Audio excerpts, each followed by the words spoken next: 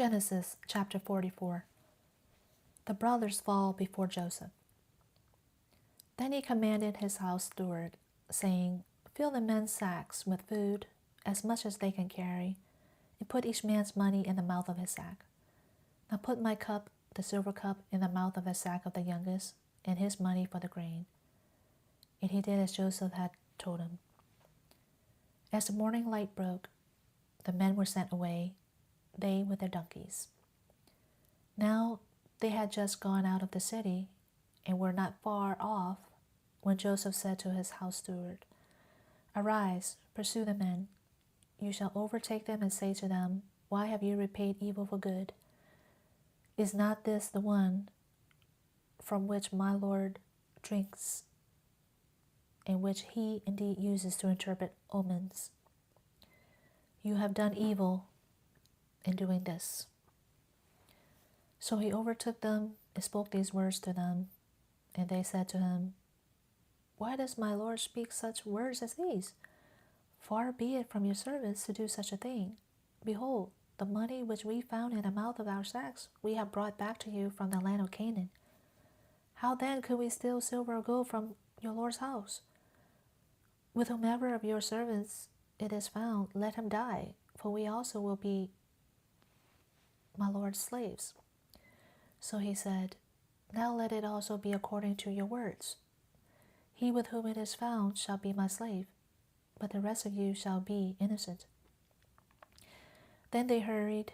Each man brought his sack down to the ground, and each man opened his sack.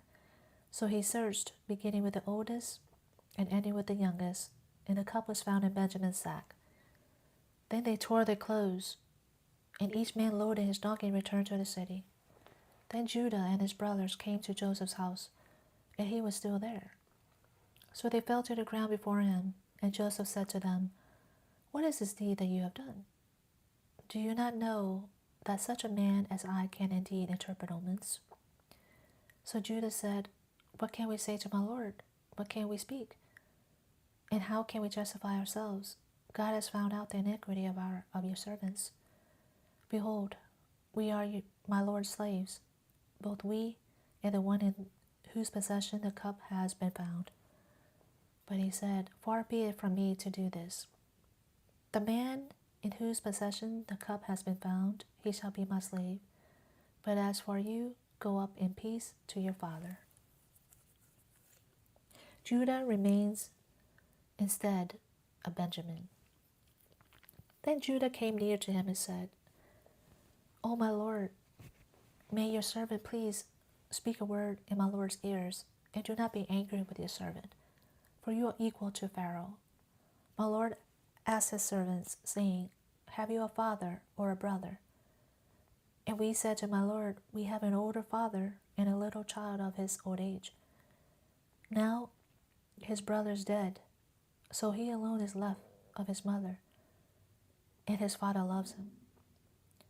Then you said to your servants, Bring him down to me, that I may set my eyes on him.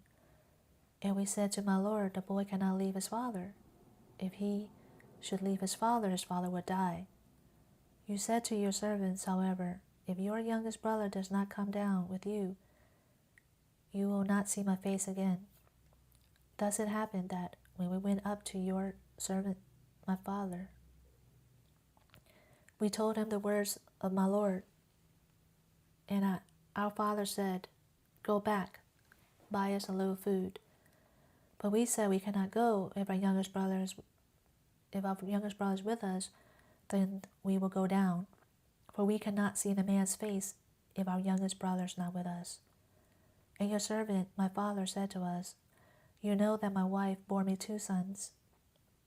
And the one went out from me, and I said, Surely he is torn to pieces. And I have not seen him since.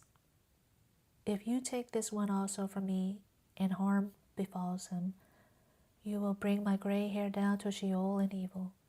So now, when I come to your servant my father, and the boy is not with us, and his life is bound up in the boy's life, so it will be that when he sees that the boy is not with us, he will die. Thus your servants will bring the gray hair of your servant our father down to Sheol in sorrow. For your servant became a guarantee for the boy to my father, saying, If I do not bring him back to you, then I shall bear the sin before my father all my days. So now, please let your servant remain instead of the boy as a slave to my lord, and let the boy go up with his brothers. For how shall I go up to my father if the boy is not with me, lest I see the evil that would overtake my father